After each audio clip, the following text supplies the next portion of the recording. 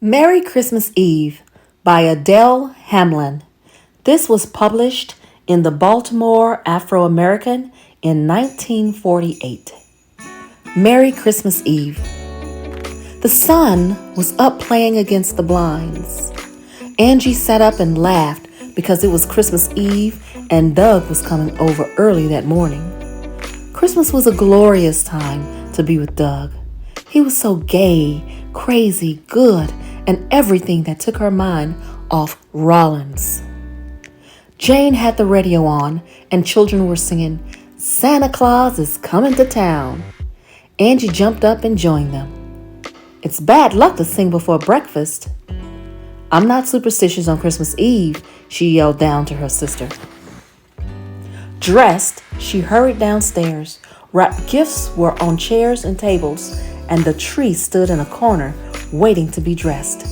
She and Doug would do that before they went to church. "A new man." "My," said Jane. "New hairdo, new clothes, new personality.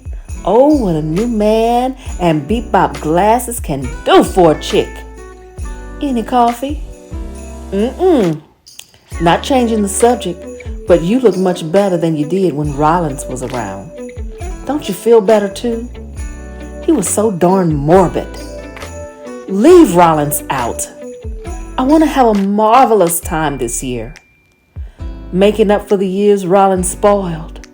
Or does Doug automatically make everything nice? "Doug and I are just friends," said Angie indignantly. "He's helping me forget Rollins, and I'm helping him forget Alice. A grand job." "Well, let me be the first to congratulate you two on the grand job you're doing."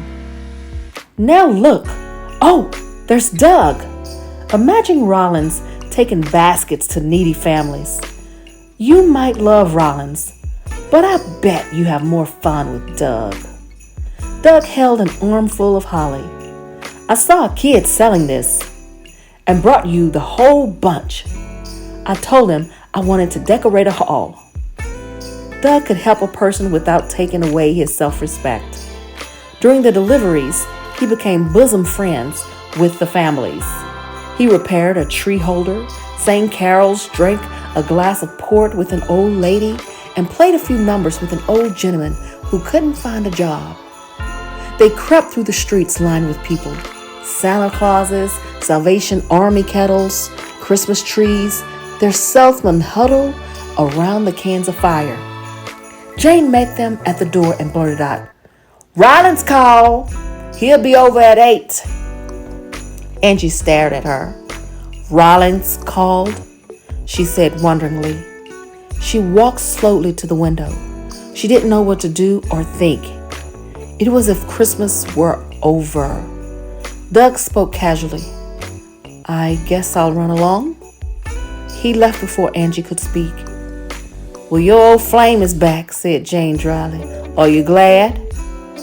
"I don't know," said Angie. "I don't know." But all of a sudden, she felt very tired. The same Rollins. Rollins came. The same old Rollins. His new suit cost him $100, so he hadn't minded tossing a quarter to a beggar as he hopped in a cab to come to her house. Angie turned the radio on.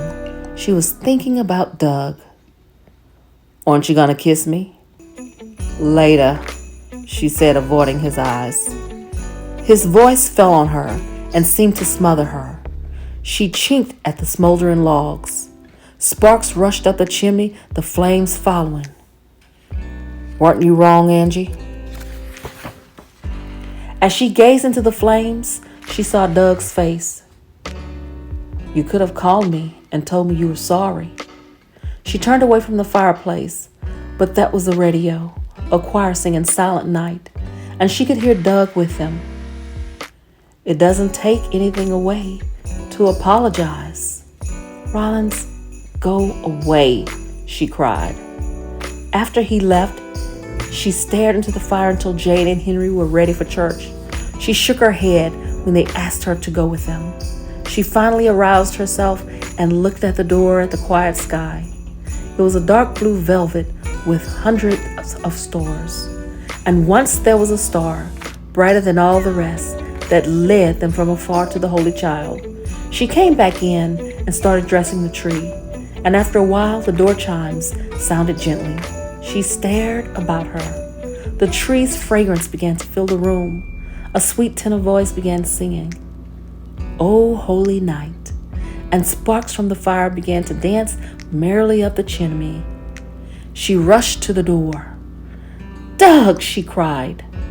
"Oh, Doug!" She was in his arms, and he was saying, "Baby, we're about to break up a beautiful friendship." He kissed her and said, "Merry Christmas, darling." And then he kissed her again.